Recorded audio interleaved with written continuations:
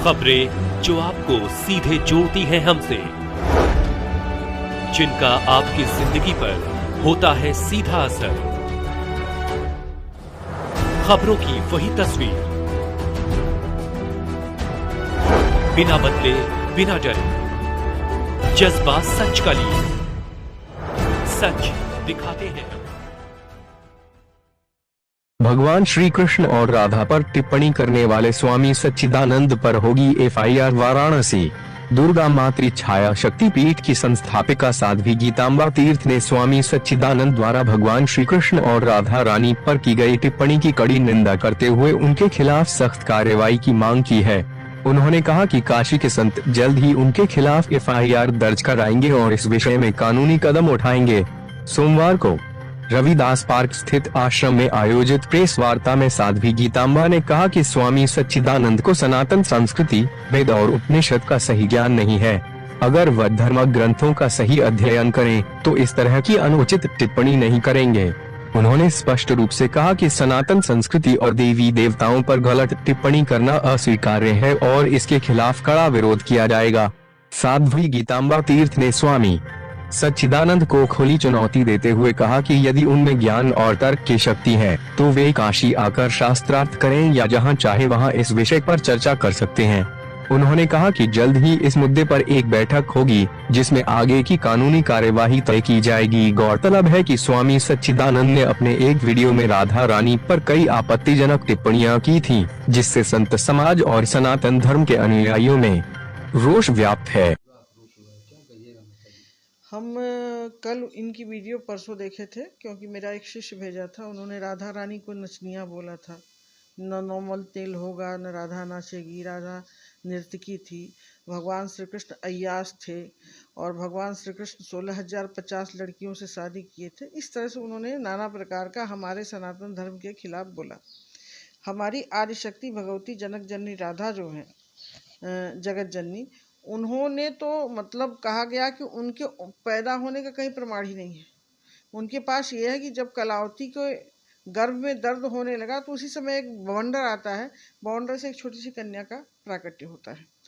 उन आदि शक्ति को जो मतलब अजन्मा है, जो गर्भ से परे हैं, उस आदि शक्ति को लेकर भगवान श्री कृष्ण को ऐसा ऐसा लांछन इन्होंने लगाया है कि इनको अगर फांसी हो तो कम है, पहली बात। दूसरी बात यह है कि हमारे भगवान श्री कृष्ण 11 साल से छोटे उम्र में कंस का वध कर दिए थे। उसके पहले उन्होंने कंची उंगली पर गिरवर उठाया था। उसके पहले उन्होंने कालिया मर्दन किया था। उसके पहले ढेर सारे दानवों का वध कर चुके थे। ये मथुरा से लेकर नंदगांव, बरसाना सब कुछ उन्होंने कर दिया। उसके बाद कंस के बाद ये संदीपनी आश्रम जाते हैं और वहाँ जाने के बाद पढ़ाई करके तब इनका दूसरी जगह राज्य होता है, उसको हम लोग द्वारिका कहते हैं। जिस आधार पर इन्होंने हमारी आदि शक्ति भगवती जनक जननी राधा को इन्होंने नचनिया बोला है, तो हम इनके ऊपर केस भी करने वाले हैं और करेंगे भी। कारण क्या है कि सनातन धर्म पर जिसको जो मन करता है मुंह उठा के बोल देता है। इन्होंने कहा प्रमाण कहाँ है, तो प्रमाण मेरे पास ये माधव अंक है। भगवती आदि शक्ति जगत जननी राधिका का जो हो भांडीर वन में ब्रह्मा ने 3 साल की राधा रानी थी, 6 महीने के कृष्ण थे, उनका विवाह उन्होंने करा दिया था। ये हमारे ब्रह्मरथ पुराण में भी है, माधव राधा अंक में भी है, स्कंद पुराण में भी। ऐसे कई से प्रमाण हमारे प्रमाणित हैं। जहाँ है मेरे यहाँ 18 पुराण है, 18 उप पुराण है, जहाँ राधा कृष्ण का हर जगह इनके मतलब त्याग की कथा है। हर जगह जब हमारे भगवान श्री कृष्ण संदीपनी आश्रम गया, उधर से लौट के आया, तो सिर्फ एक बार मुलाकात भगवती राधा और कृष्ण का हुआ है। कहाँ? वो भी आपका सूर्य ग्रहण लगा था, और सूर्य ग्रहण में जाकर के वहाँ कौन सी नदी है, वहाँ पर जाकर के इनका मुलाकात हुआ है कुरुक्षेत्र में। वहाँ कुरुक्षेत्र में भगवती राधा और कृष्ण की सिर्फ मुलाकात हुई है, बात भी नहीं हुई है। वहाँ बात भी नहीं हुई है। और इस तरह से राधा के लिए इन्होंने अलूल जलूल शब्द बोला है। भगवान श्री कृष्ण को अय्यासी कहा है कि उन्होंने अय्यासी किया 16,050 लड़कियों से। इनके समझ में ये नहीं आता है कि भगवान श्री कृष्ण ने नरकासुर के यहाँ से 16,050 राजकुमारियों को छुड़वाया था, जो नरकासुर हरण करके भगवती आदिशक्ति सारी देवियों को हम तो भगवान कर दिया। सबने ये कहा कि ये नरकासुर के साथ रही हैं, हम नहीं रखेंगे, हमारे घरों में इनका ठिकाना नहीं है। उन 16,050 लड़कियों को समाज में स्थान देने के लिए भगवान श्री कृष्ण ने विवाह किया था।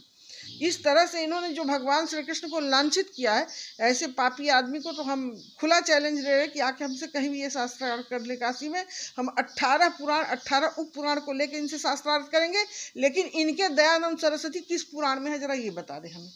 जिस हिसाब से इन्होंने हमारे सनातन धर्म के खिलाफ बोला है, हमें इनका प्रमाण चाहिए कि ये कौन से शास्त्र से दयानंद सरस्वती निकले हैं। हमें उस विषय में कहना, हमें कष्ट है और हमारे सनातन धर्म को कष्ट है। इनके ऊपर हम कार्रवाई करने की कोशिश पूरी तरह से करेंगे। अभी थोड़ा हमारा देवी भागवत कल से शुरू हो रहा है, उसमें हमारी व्यस्तता 19 मार्च 2025 से शुरू हो रहा है, 27 मार्च 2025 तक होगा। और हम भ्रूण हत्या पर 20 साल से काम कर रहे हैं। मेरे बहुत से ऐसे शिष्य हैं जिनके पास 2 कन्याएं ही हैं, पुत्र की प्राप्ति नहीं है, और वो बड़े खुशी खुशी अपने बच्चियों का पालन पोषण कर रहे हैं। तो हम भ्रूण हत्या पर काम कर रहे हैं। हमारा हम एक तरह से देखा जाए तो शक्ति पर ही कर रहे हैं, और हमारी शक्तियों का अपमान होगा तो हमें कष्ट होगा। और 28 तारीख को हमारे यहाँ भंडारा है, और नौचंडी यज्ञ 19 मार्च से चालू हो जाएगा। तो इस तरह से हमारे यहाँ चल रहा है ये कार्यक्रम है आपके कमला आशीर्वाद वाटिका डाफी में। ये 14वां साल हमारा चल रहा है। सब चंडी पाठ कितने बजे शुरू होगा? सवेरे 7 बजे से लेकर के 9 बजे तक। उसमें 11 पंडित हैं। माता जी भागवत देखिए, देवी भागवत हो, चाहे शिव पुराण हो, चाहे भागवत हो, हर घर में ये होना चाहिए। हर व्यक्ति को इसको मिलजुल के करवाना चाहिए, क्योंकि जब जन्मेजय ने देखा कि उनके पिताजी का अकाल मृत्यु हुआ, परीक्षित का सर्प के द्वारा हुआ, तो प्रेत योनि में चले गए। उसके बाद उन्होंने भागवत सुनाई। वो हम नहीं कह रहे, देवी भागवत कह रहा है। उन्होंने भागवत सुना, फिर भी उनकी गति नहीं बन पाई। इसलिए नहीं बन पाई कि उन्होंने महात्माओं का, संतों के प्रसाद का अपमान किया था। संतों ने जो प्रसाद भेजा कि आप ले लीजिए, क्योंकि वो नदी में 7 मंजिले पर बैठ करके कथा सुने थे, तो उन्होंने प्रसाद का अपमान किया, संतों को अंदर नहीं आने दिए, प्रसाद खाए, जिसके द्वारा परीक्षित को सांप काटता है और मर जाते हैं, क्योंकि वो कीड़ा बन करके तक्षक जाता है। उसके बाद जन्मेजय देवी भागवत में सर्प यज्ञ किए हैं। तो जब सर्प यज्ञ किए हैं और इनको आकर के जतकारु ऋषि के पुत्र जो हैं समझा रहे हैं कि नहीं आप मत करिए, बहुत बड़ा पाप है, तो उन्होंने कहा कि नहीं मैं तो करूँगा।